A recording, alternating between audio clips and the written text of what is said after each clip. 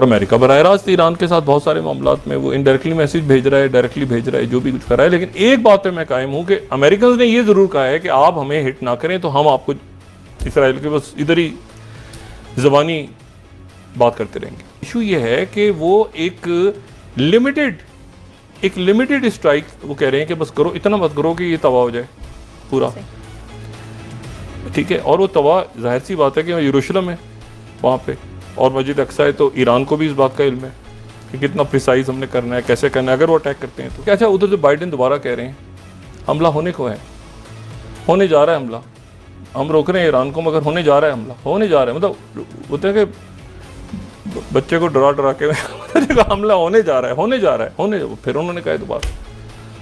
और हम जो हैं वो पूरी कोशिश कर रहे हैं कि हमला ना हो और कदम बढ़ाओ नेतन्याहू, हम तुम्हारे साथ हैं। अमेरिका जो है वो खित्ते में अपने आप को रीपोजिशन कर रहा है, रीशेप कर रहा है अपनी फोर्सेस को, लेकिन वो इस फड्डे में नहीं पड़ेगा दरमियान में। देखें, ऐलान तो हो चुका है, अब ऐलान ये हो चुका है और इस ऐलान के होने में ईरान कुछ ना कुछ हो सकता है, आज हो सकता है कर दे, किसी वक्त कर दे, क्योंकि ये असेसमेंट तो यूएस अमेरिकन असेसमेंट है ना। और ईरान ये भी यकीनन देख रहा है कि अमेरिका इस वक्त कितना साथ खड़ा है, तो अमेरिका कोई ख़ास साथ खड़ा नज़र नहीं आ रहा इसराइल के। मतलब इस मरहले पे ऐसा नहीं है कि कोई अमेरिकन ट्रूप्स उतर गई उनके दिफा के लिए या कोई बहुत बड़ी तादाद में असला हो। वो कोई 5 साल प्लान है, कोई लंबा चौड़ा, वो अभी फौरी तौर पर कुछ नहीं हो रहा। और ईरान जो है वो फौरी तौर पे कुछ करता है या ये है कि ये टीज़र है, उनके ब्लफ कर रहेगा, क्योंकि वो एग्जॉस्ट हो रहा है ना, क्योंकि रैबर कह चुके हैं ना कि हमला हम ज़रूर करेंगे। डॉक्टर साहब, आपने जो है लिमिटेड का लफ्ज़ इस्तेमाल किया था, क्या ये जो हमला था ये लिमिटेड था? ये लिमिटेड था और ये मैं जो ईरान के वज़ीर ख़ारजा हैं उन्होंने कुछ देर पहले ये लफ्ज़ इस्तेमाल किया है और ये मैं 6th स्लाइड यहाँ पे कोट कर रहा हूँ अल रबिया की। ईरान के वज़ीर ख़ारजा ने ये कहा है कि we inform the US our attacks on Israel will be limited. अच्छा देखें, सूरत हाल ये बनी कि इन्होंने ईरान के पास जो आर्सेनल है मिसाइल्स का, वो अगर हम देखें, वो पहले भी हम बात कर चुके हैं, लेकिन अगर हम दोबारा देखें तो उसमें फतह 110 है 300 किलोमीटर, शहाब, उसके बाद शहाब 2 फतह 313, उसके बाद उनके पास अच्छे बड़े वेपन्स हैं। और जो उनका जदीद तरीन वेपन है वो सिर्फ हिट कर सकता है 12 मिनट में, इसराइल तक पहुंच सकता है 12 मिनट का टोटल टाइम है।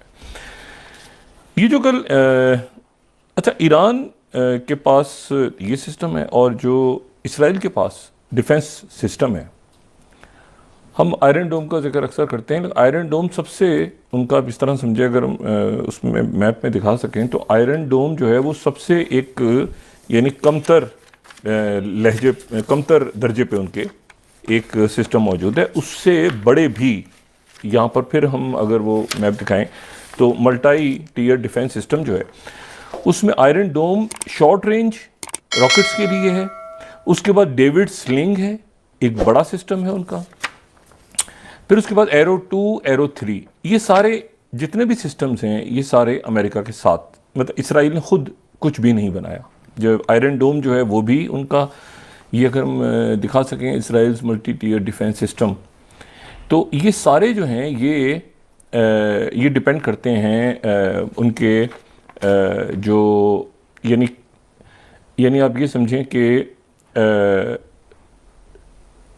यानी सबसे जो, अगर आप एरो 2 एरो 3 पे चले जाएं तो ये तो स्पेस से अगर कोई आ रहे हों तो उनको भी ये हिट कर सकते हैं ये।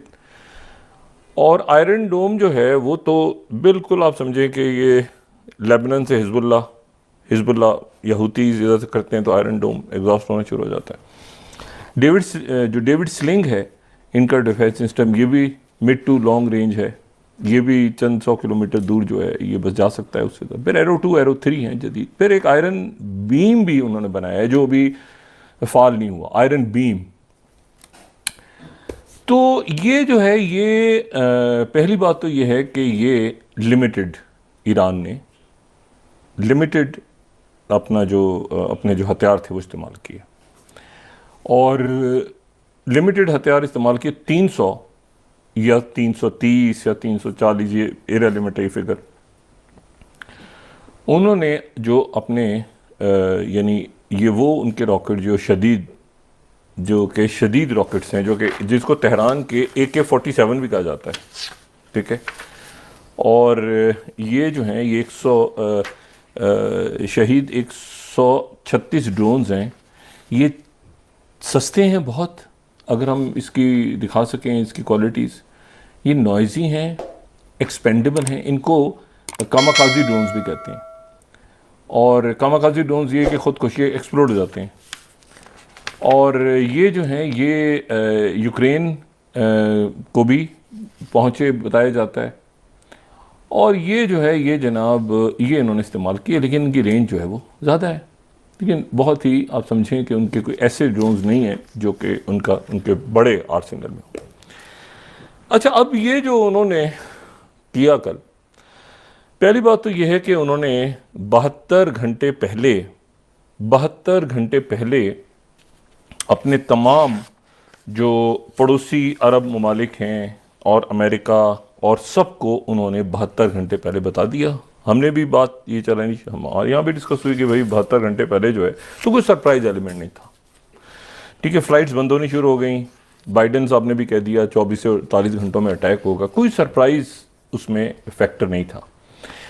और इसमें जब सरप्राइज फैक्टर नहीं था तो उसके बाद जो है वो ये 72 घंटे पहले जो है ये महन न्यूज़ एजेंसी को हम कोट करते हैं यहाँ पे, ईरान नोटिफाइड रीजनल नेबर्स 21 उन्होंने 72 घंटे पहले सबको बता दिया था, अपने पड़ोसियों को भी और सबको भी, कि भाई ये अटैक जो है वो होने जा रहा है। तभी वहाँ पे बाइडेन जो थे उन्होंने भी कह दिया अटैक होगा होगा होगा होगा होगा। और उसमें जो है वो आप ज़रा तसव्वुर करें कि उन्होंने जो मिज़ाइल चलाए, तो वो मिज़ाइल चलाए जो उनके पास जो सबसे जदीद तरीन हथियार हैं ईरान के पास, वो उन्होंने नहीं इस्तेमाल किए। उन्होंने वो इस्तेमाल किए जो 4-5 घंटे में नहीं मिज़ाइल होता, रिक्शे में बैठ के, टैक्सी में बैठ के, फिर उतर के, फिर साइकिल पे मिज़ाइल बैठ गया, फिर उधर चलते जा रहे हैं, फिर 4 घंटे 5 घंटे के बाद टक टक टक टक गिरे। और उसको उन मिज़ाइलों को जनाब बचाने के लिए अमेरिका, बरतानिया, फ्रांस, उर्दन, ये सारे मुल्क आ गए, पूरी दुनिया, वो एक जो बिल्कुल उनका लो लेवल का मिसाइल सिस्टम है उसको बचाने की। मैंने कहा ना, एक तो उन्होंने बताया हुआ था सबको, तभी ये परवाज़ें वगैरह उस वक्त एग्जैक्ट उससे चंद घंटे पहले सब ने एयर स्पेस अपनी बंद कर दी। जो मैंने पहले भी बात किया था कि अचानक कोई ऐसा वाक़या ना पेश आए जिससे मुसाफिर त्यारे जद में आ जाए, तो सबको पता था, UAE को पता था, सऊदी अरब, जहाँ जहाँ पर जो जहाज़ जा रहे थे कि भाई ये इस तरह से मिसाइल फायर हो गया ना। सोचे ना 300 मिसाइल फायर होने हो तो कहीं से कोई आवारा मिसाइल इधर उधर निकल जाए, ऐसा भी नहीं हुआ। तो वो एयर स्पेस सबने बंद की, आराम से इन्होंने 3-4 घंटे में मिसाइल दागे, और उधर से पता नहीं एरो सिस्टम एक्टिव हुआ, उधर से वो भंगड़े डाल रहे हैं, उधर ये डाल रहे हैं, वो डाल रहे हैं, सारा नेतन्याहू नाच रहे हैं। लेकिन क्या हो गया, तकरीबन कोई $1.1 बिलियन या $1.25 बिलियन ये इन मिसाइलों को रोकने में खर्च हो गए। अच्छा, अब जनाब इस दौरान रात को 4 बजे कॉल आई जनाब, एक तो प्रेसिडेंट बाइडेन ने नेतन्याहू से बात की, और दूसरा जो है वो बात की जनाब सेक्रेटरी दिफा ने इनके गैलन से,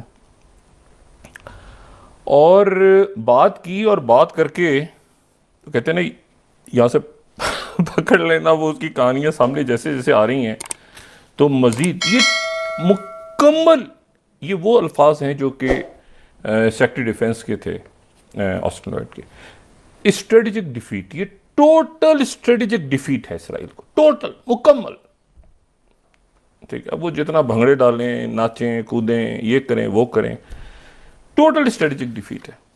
और उसकी वजह, और उसमें से कोई निकलने का रास्ता है नहीं। अच्छा, ईरान भी इसको ज़्यादा एक्सकलेट नहीं करना चाह रहा, क्योंकि फ़ायदा वो उठा के, और पता चला गज़ा का जो मामला है वो एक तरफ चला गया, गजा का मामला दोबारा उठ गया। आज उन्होंने जनाब इस वक्त जब बात कर रहे हैं तो हजारों की तादाद में, बल्कि लाखों, कोट हो रहा है लाखों फ़लस्तीनियों ने, वो जो था ना कि जनूब से शुमाल की तरफ नहीं जाएंगे, तो उन्होंने वो तोड़ दिया। इसराइल का जो खौफ था ना वो तोड़ दिया। और मैं यहाँ इजिप्ट के मीडिया को कोट कर रहा हूँ, सेंसिटिव है तो उसका रेफरेंस देना ज़रूरी है। 30 सेकेंड स्लाइड। एहराम जो है, अल एहराम ये खबर दे रहा है, अभी ब्रेक कर रहा है कि thousands of displaced Palestinians defines of Israel, वो मार्च कर रहे हैं नॉर्दर्न गजा, डिफाइंस टोटल। अच्छा, अब इसमें यहां पर इशू ये है, तो ये बुनियादी तौर पे इसमें ईरान ने लिमिटेड खुद लफ्ज़ इस्तेमाल कर लिया, और उसके साथ ही जो है वो उन्होंने यहां से पकड़ लिया नेतन्याहू को कि इसके बाद आपने कुछ नहीं करना, आपने इसके बाद कुछ नहीं करना, आप जो करेंगे वो उसके बाद आप हमें बता के करेंगे, वरना आपने कुछ नहीं करना। ठीक है। और ये रात को जब उनकी कॉल आई तो उसमें बड़े स्ट्रेट वे उन्होंने बात कर दी कि इसका डिप्लोमेटिक अब आपने जवाब देखना है। ठीक है। Wall street journal 10 slide, Biden presses for diplomatic response. ठीक है। और ये जो है ये मतलब बस ख़त्म हो गई बात। उसके बाद एक्सेस बयान दे रहा है, ये 8 स्लाइड को देखें। Biden told Bibi US won't support an Israeli counter attack on Israel on Iran. तो बस यहाँ तक जो है वो उन्होंने करना था, और यहाँ तक करने के बाद जो है वो अब कहानी चली गई वहीं पे कि भाई इसको जंग को कंटेन भी करना है। वो पहुँच गए हैं, इराक़ के जो वज़ीर आज़म हैं वो वाशिंगटन पहुँच गए हैं, सारी फ़्लाइट्स खुल गई दोबारा। इसका मतलब है तमाम मशरिक़ वस्ता के मुल्कों को या मगरबी एशिया के मुल्कों को इस बात का इल्म है कि इसराइल जवाब नहीं देने जा रहा, और उन्होंने इसराइल को बिल्कुल ये कह दिया है कि जी आपने जो भी कुछ करना है उसके बाद आपने हमसे पूछ के करना है, और ये हम आपको, ये सेक्रेटरी दिफा ने भी बात जो गैलन से की है उसमें भी उनका ये मुकालमा हुआ है, और ये जो है ये काउंटर अटैक में हम नहीं करेंगे। अच्छा, फिर उसके बाद जो है associated press US, 18 slide, America ने इसराइल की मदद की ईरान के मिसाइल गिराने के लिए, तकरीबन तमाम मिसाइल गिराने के लिए। ये मिसाइल थे, रॉकेट थे, जो भी थे, ये मैंने कहा ना ये उनके सबसे सस्ते और सब उन्होंने इस्तेमाल किया, एग्जॉस्ट कर।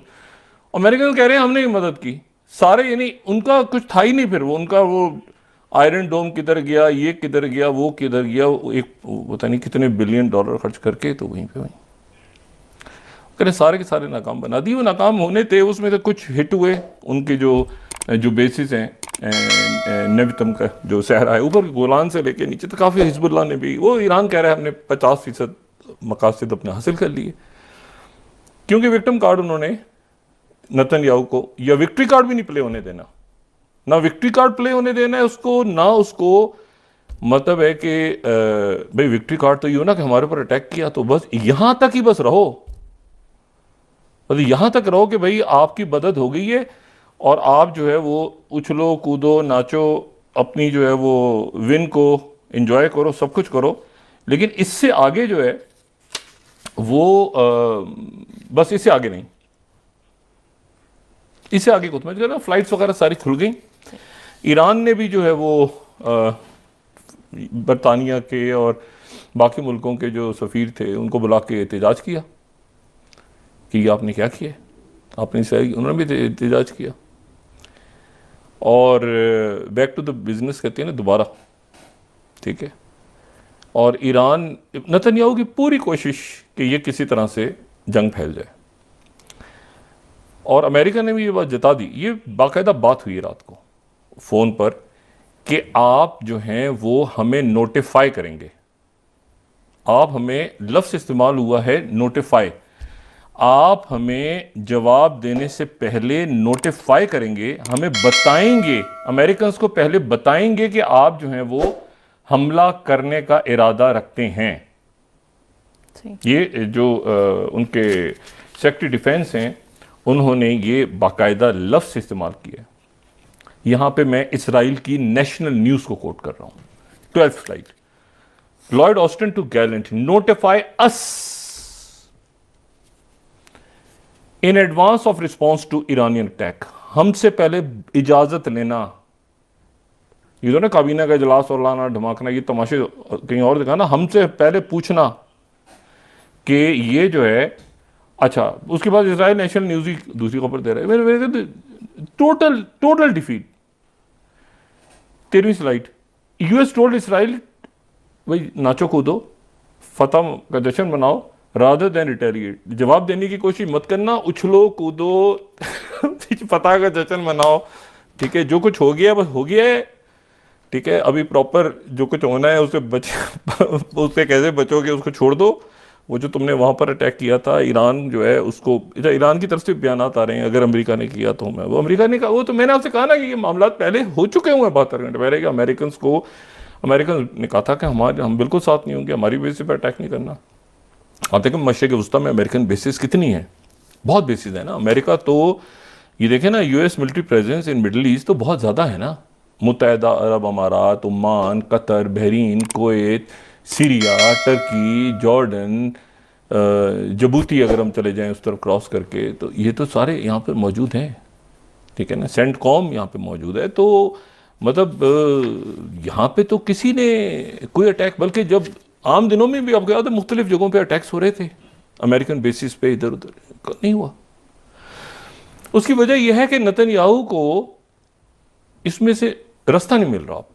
अभी नेतन्याहू अभी उछलेंगे कूदेंगे, उनको मैसेज आ गया ना, उनको मैसेज हो उछलो कूदो नाचो सब कुछ करो, जवाब मत देना, बस इधर ही उधर जीत गए हम, जीत गए फलाना। और साथ ही ये भी कह दिया कि जो भी जीते हो वो असल में हम सारे मुल्कों ने, ये सबसे माजरत के साथ जो सबसे लो क्वालिटी उनके थे ना वेपन, वो उन्होंने इस्तेमाल किए, वो जनाब नाचे ने। ये नहीं आप सोचें अगर, और वो कह रहे हैं कि अगर हम ना होते तो ये ना बचता इसराइल। ये भी कमाल देखें आप। तो अब तुम जाओगे तो हम साथ नहीं है, हमें नोटिफाई करके जाना। तो ये अजीब तमाशा है। आप तो सोचें, तसव्वुर करेंगे ईरान का एक वो बिल्कुल जो है ना छोटे लेवल का मिसाइल, मैंने कहा ना वो पुराना हो चुका हुआ है, वो 5 घंटे में पहुंचा वहां पे, वो उड़ा, वो रस्ते में इधर उधर कोई पानी पिया रस्ते में, हाँ भाई मैं आ रहा हूँ, टीवी पे ऐलान हो रहा है, उधर इंतजार हो रहा है जी, जागे रहे रोज रात को, कब पहुंचेंगे कब पहुंचेंगे। उन्होंने कहा 1 मिनट ठहर जाओ, अभी एक एयरलाइन गुजर जाए, दूसरी इधर उधर इधर उधर, पता नहीं कहाँ से जाके टप हुआ, ये रस्ते में तबाह हो गए, किधर हुआ ठीक है। उन्होंने कहा 99% नाकाम बना दी नाचने नतन्याहू, अंदर से पता है कि रात को डांट पड़ी है, प्रॉपर डांट पड़ी है बाइडन की तरफ से भी। जो ये है ना कि नोटिफाई अस, ये आप अल्फाज देखें, Israeli news agency national news के, दोबारा देखें इसको, Austin to Gallant, notify us, exact जुमला कैसा है, notify in advance of response to Iranian attack. अच्छा, अब ये है कि अब जनाब वो सारे जहाज वगैरह परवाजें हो रही हैं, इराक के जो वजीर खारजा हैं वो वहाँ पहुँच गए, और अब आ जाए वापस कि सीज़ फायर मुहदे पे क्या करना है।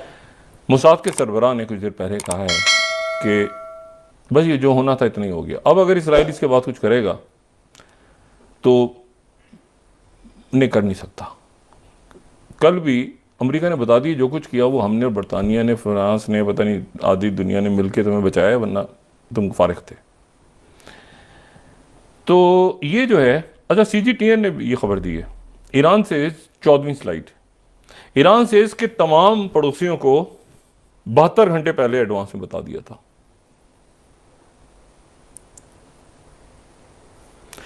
जब 72 घंटे पहले बता दिया था तो इसराइल को नहीं पता होगा, वो अचानक रात के वक्त, वो भाई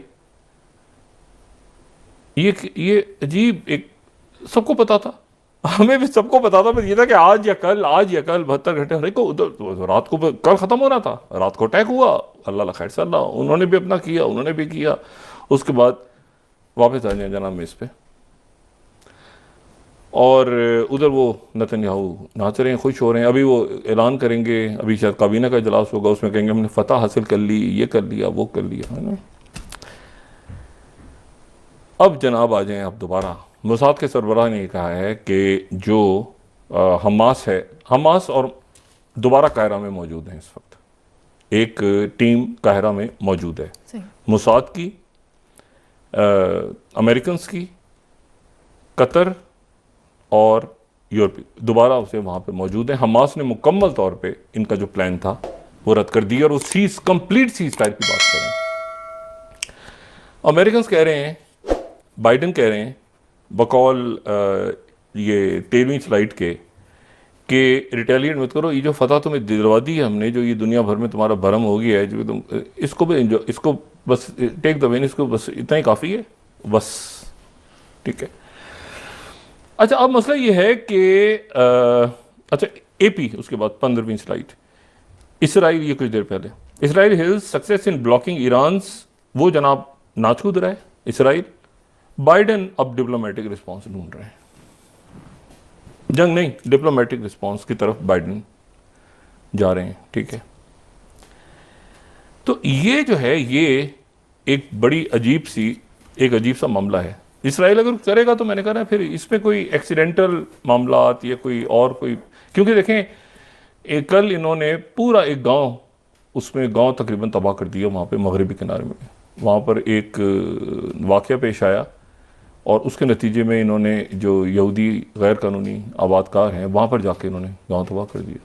अच्छा, जो इन्होंने कब्ज़े में लिया है पासदारान ने, जिसकी मैंने बात की थी कि उसमें 20 फिलिपीन के लोग हैं, उसमें 17 भारतीय भी हैं, 17 भारत के लोग भी उसमें हैं। वो मेरे ख्याल से भारत और ईरान के आपस में सफारती बात हो रही है, वो मेरे ख्याल से रिहा हो जाएंगे, फिलिपाइन वाले भी रिहा हो जाएंगे। लेकिन यह कि वो पहले जो गैलेक्सी का हमला था वहीं पे, तो वो अब क्या पॉलिसी अपनाता है, ईरान और भारत के दरमियान क्या मामला तय पाते हैं। लेकिन मैं आपको सिर्फ एक बात ये बताऊं, पहली बात तो ये है कि मैंने अपने का टोटल स्ट्रेटेजिक डिफीट है ये जो मैं 2 मिनट से लेके मैं एक और बहुत हैरान कुन खबर है, मैं उसकी तरफ आता हूँ। हैरान कुन है वो खबर, लेकिन मैं आपको सिर्फ ये बताऊं, अगर मुझे थोड़ा सा 2-4 मिनट मिल जाए, मैं ये बात को देंगे, ये सल्तनतें 100 साल पहले ना, ये सल्तनतें टूटी थीं, वो दोबारा अपनी शक्ल ले रही हैं। एक सिस्टम था 100 साल पहले, 100 साल, तकरीबन 100 साल पहले सल्तनत एम्पायर्स थी। सल्तनत उस्मानिया, ये पहली जंग अजीम से, सल्तनत उस्मानिया, ऑस्ट्रो हंगेरियन एम्पायर, फिर उसके बाद रशियन एम्पायर, ये पहली जंग अजीम की नज़र हो गए। उसके बाद जापान की सल्तनत, उसके बाद जो है वो जर्मन, ठीक है, उसके बाद ये सारी सल्तनतें जो हैं ये, और बरतानिया, ये सारे फारिग हुए दूसरी जंग अजीम में। और फिर एक नया सिस्टम बना दुनिया में। अमेरिका सल्तनत नहीं बना, अमेरिका सल्तनत नहीं है, एम्पायर नहीं है अमेरिका। अमेरिका जो है उसने एक सिस्टम बनाया और उसने फिर यानी उसकी कॉलोनीज नहीं बनी दुनिया में। उसने ये किया कि यहाँ पे दफाई माहिदा है, हम तुम्हारे साथ हैं, अच्छा ये नेटो मुल्क है, ये बेसिस, उसने अड्डे वड्डे बना लिए अपने। लेकिन वो जो एम्पायर का तस्वुर है ना, कि जो चाइना की एम्पायर है, ये इवन यहाँ हिंदुस्तान की एम्पायर यहाँ पे थी ना, ये ईरान की एम्पायर थी, एम्पायर कुछ और है। ये अमेरिका तो ये था कि अड्डे, फिलिपाइन, मतलब फिलिपीन का क्या ताल्लुक है मुझे बताएं, कॉलोनी है या क्या है, अड्डा है ना, वो अड्डा छोड़ दे, निकाल दिया उन्होंने, नाइजर निकल जाओ, तो वो ऐसे नहीं है। फ्रांस बाकी एक एम्पायर का तस्वुर था। अब मसला ये है कि वो तो उसके नतीजे में खाना जंगियाँ, बगावत, हमारी मर्जी की हुकूमतें, ये अच्छे काम भी किए बहुत ज़्यादा। वेस्टर्न जो आपकी वैल्यूज़ हैं, जो वैल्यू सिस्टम उन्होंने ज़बरदस्त दिया दुनिया को, एजुकेशन में, आपके कल्चर में, आपके ह्यूमन राइट्स पे जहाँ आवाज़ उठानी थी, यूनाइटेड नेशंस की मौसर, आपकी ये जो यूनिसेफ जैसे अदारे, वर्ल्ड बैंक ने सारा काम ख़राब नहीं किया, अच्छा भी किया, बहुत कुछ अच्छा किया। लेकिन ग्रेजुअली ये हुआ कि अभी ब्रिक्स और ये दुनिया जो आगे चेंज हो, उसमें ये एक बड़ा अजब सा मामला है।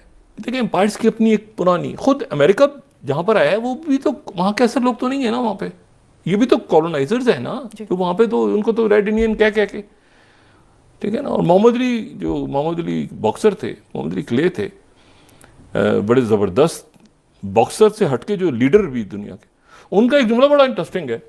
उन्होंने कहा था इस कदर नस्ल परस्ती है अमेरिका में कि यहां पर कहानियां भी ऐसी बनती हैं कि टार्जन जो है, टार्जन वो अफ्रीका के जंगलों में हीरो है लेकिन सफेद है। हीरो है अफ्रीका में जंगलों में है और सफेद है, सफेद फॉर्म है, और उसके दो जानवर हैं और दुश्मन उसके वो आदमखोर हैं और स्याफाम है। यानी उसने कहा कि टार्जन की स्टोरी इतनी एक नस्ल परस्त स्टोरी बनाई गई है, टार्जन का कैरेक्टर इतना नस्ल परस्त है कि जानवर सफेद फॉर्म टार्जन के दोस्त हैं, और जो जिनको हबशी या स्याफाम या जो भी लफ्ज इस्तेमाल हो रहा है वो आदमखोर हैं, वो इंसानों खाते हैं और जानवरों से भी बदतर हैं वो। यानी ये आप जरा देखें ना पूरा एक माइंडसेट। ये टार्जन वार्जन फारिग हो गए ना अभी स्टोरी। यानी उस जमाने में टार्जन जब ये नस्ल परस्ती अरूज पे थी तो ये कैरेक्टर बने थे बच्चों के जेनों में डालने के लिए कि ये कितने गंदे लोग होते हैं जो स्याफाम होते हैं। इशू ये है सारा कि अब ये पूरा जो एक सिस्टम दुनिया में ग्लोबल साउथ आगे पीछे दाएं बाएं, अमेरिका के लिए ये बहुत इंपॉर्टेंट, जो मैंने कहा ना मेरे लिए समझ से बाहर है मेरी, कि आज ये क्या हुआ अचानक। ये देखें, एक हैं डैनियल क्लिंटन ब्रिंक, ये असिस्टेंट सेक्रेटरी हैं ईस्ट एशिया के, ठीक है, असिस्टेंट सेक्रेटरी हैं ईस्ट एशिया के, और ये जो हैं अभी परसों फिलिपाइन और वहाँ पर जापान के तो वज़ीर आज़म की बड़ी आवभगत हुई है वहाँ, और एक इत्तेहाद बनाए चीन के खिलाफ, और आज होनी थी जंगी मशकें चीन के खिलाफ। वो छोड़ दें, अब ये 29वीं स्लाइड आ गई है सामने मेरे। ये क्या है? मतलब ये असिस्टेंट सेक्रेटरी जो हैं भाई ये चाइना क्यों जा रहे हैं? मतलब वैसे तो जाएं, हम थोड़ी हैं जो इजाजत देंगे, हमसे पूछ के जाएंगे, मगर क्यों जा रहे हैं? एक सवाल तो खड़ा होता है ना भाई, क्यों जा रहे हैं? 3 दिन के लिए जनाब ये चाहे ये वहां जा रहे हैं। अभी आप देखें जरा, इनकी स्टेट डिपार्टमेंट की तरफ से ये ऐलान हुआ है, ये 29वीं 29 स्लाइड। अच्छा, अब ये मुझे बताएं कि ये क्यों जा रहे हैं? मतलब मैं एक सवाल उठा रहा हूं कि ये क्यों जा रहे हैं, क्योंकि उसकी वजह ये कि ग्लोबल टाइम्स ने इनकी आमद की हुई पहुंच गए। ग्लोबल टाइम्स ने एक स्टोरी लगा दी है कि 31वां कि US sends senior diplomats to China after elevating defence ties. पहले तो चाइना के खिलाफ डिफेंस टाइज को ऊपर करके ले गए और फिर अपने जो है वो डिप्लोमेट्स को भेज रहे हैं हमारे पास।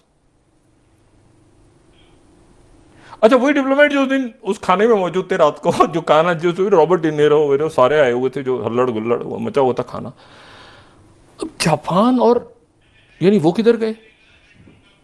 इधर यूक्रेन, इधर नेतन्याहू को कहा है कि बस तुम नाचते गाते रहो इधर ही, ज़्यादा इसके बाद नोटिफाई अस, हमला करने से पहले। परवाजें शुरू हो गई हैं मशरिक वस्ता में, बैक टू नॉर्मल, और नेतन्याहू फंसे हुए हैं सुबह। अब जनाब फिर मुज़ाकरात, और फ़लस्तीनी वो तोड़ ताड़ के हज़ारों लाखों की तादाद में फ़लस्तीनियों ने वो खौफ ख़त्म हो गया ना होगा, ये जो रोकते हैं हमें जहन्नुम में जाएं, हम तो जाएंगे। अब वो उधर वो एक नहल ब्रिगेड खड़ी है, वो जनाब हज़ारों की तादाद में, उन्हें मारो गोलियाँ, मार सकते हो तो मारो।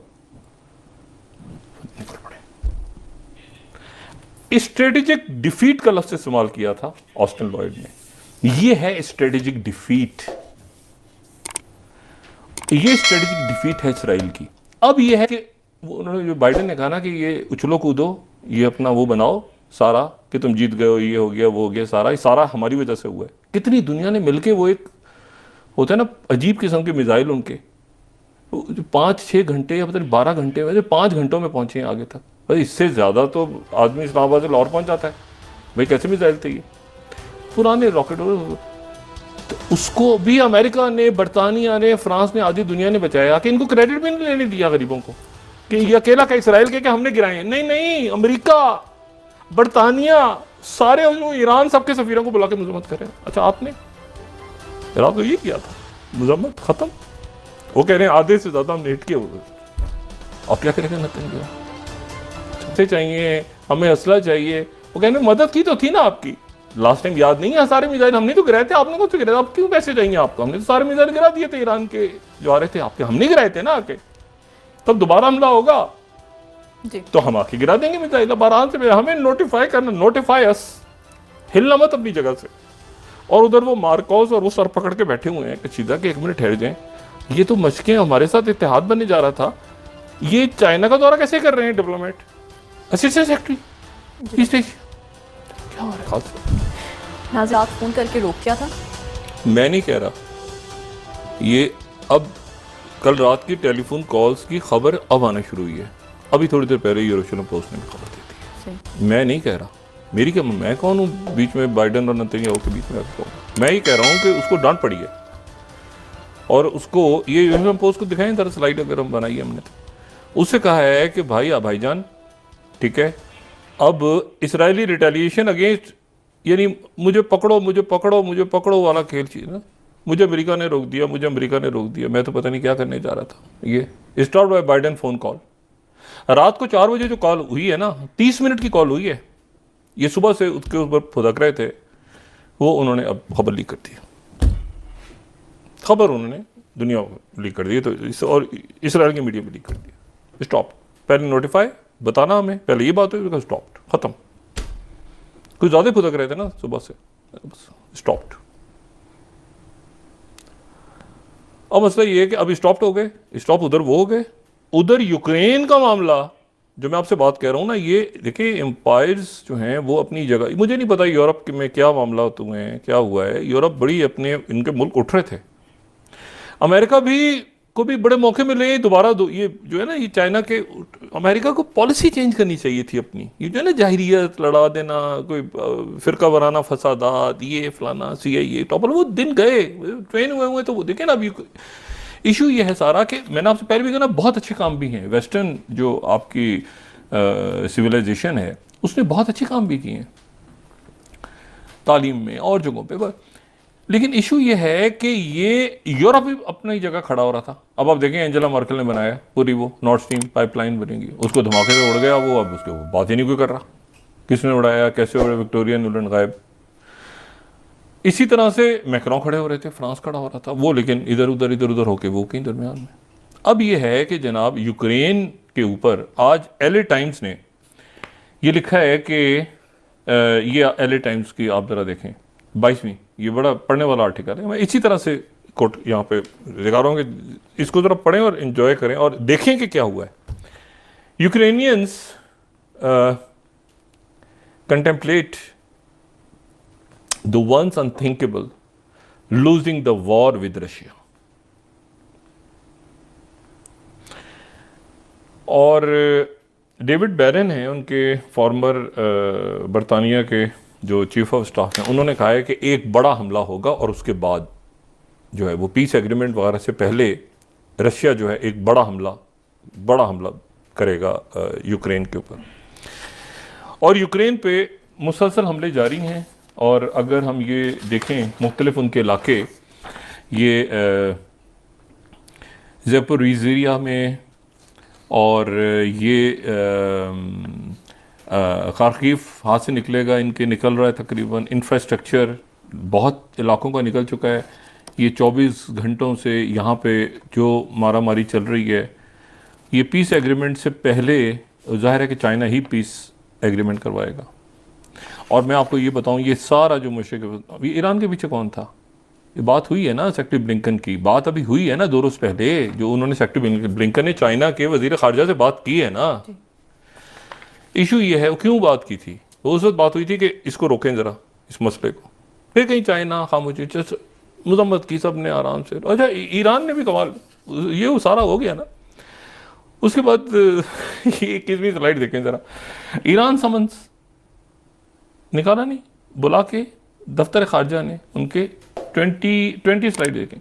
बरतानिया, जर्मनी, फ्रांस के सफ़ीरों को बुला के उनसे मजम्मत की है कि भाई आपने क्या किया है रात को, ये जो हमारे मिसाइल जा रहे थे आपने इनको गिराया है, सुना है हमने, हमें भी इतला मिली है आपने गिराया है। उन्होंने कहा जी हम बस ठीक, उन्होंने कहा जाइए, अच्छा और सब खैरियत से ठीक ठाक। मसला ये है कि ये इसराइल जो है, इसराइल और नेतन्याहू में बार बार ये लफ्ज़ इस्तेमाल बहुत देखें, एक अंदाज़ा होता है ना, एक एनालिसिस होता है। आप कहते हैं कि जी साहिल की जो मुल्क हैं इनके बारे में पिछले साल डिस्कस हुआ। यूक्रेन के ऊपर मेरी एक पहले दिन से, जब ये अटैक शुरू हुआ, जब खान साहब की हुकूमत थी और जब वो वहाँ गए, तो मेरा फर्स्ट डे से ये मौक़िफ़ था कि, और मैं उस वक्त जब ये हुआ खान साहब वहाँ गए थे, तो मैं उस वक्त इत्तेफाक से पाकिस्तान में नहीं था, मैं म्यूनिख सिक्योरिटी कॉन्फ्रेंस जो हो रही थी मैं वहाँ पे था। वहाँ पर सब लोगों से बहस हो रही थी, ये 4 दिन के अंदर 5 दिन का खेल है। वो कहते मुझे पता नहीं क्या वजह है कि 4-5 दिन का खेल नजर नहीं आ रहा है, ये इसको खींच जाएगा रशिया। इसी तरह से जनाब ये वाला वाकया हुआ, अब यानी 2-2.5 सालों के बाद वो कह रहे हैं कि रशिया, और ये इकोनॉमिस्ट को आप देखें 23वीं ये भी पढ़ने वाला है, what happens if Ukraine loses. वो भाई मसला ये है कि यूक्रेन के ये मुल्क सारे जो हैं अब ये बात करेंगे दोबारा।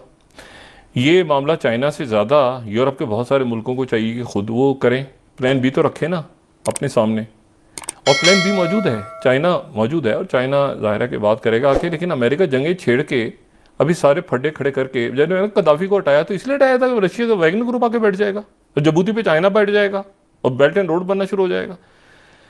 तो ये जो मसला है, इस मसले को, और ये जो समिट अनाउंस की तो साथ ही वो उनके सेक्रेटरी जा रहे हैं चाइना से, क्योंकि चाइना से जो बात की है इन्होंने ईरान पे, जो जाहिर है कि ज़राए होते हैं आपके मीडिया के, मैंने कहा ये कैसे हो रहा है। उन्होंने कहा कि चाइना से जब बात की उन्होंने ईरान के हवाले से, तो उन्होंने आगे से क्या 1 मिनट आप हमें फ़ोन कर रहे हैं और साथ ही हमारे अगेंस्ट वहाँ पे एक इत्तेहाद अनाउंस कर रहे हैं, सुना है आप?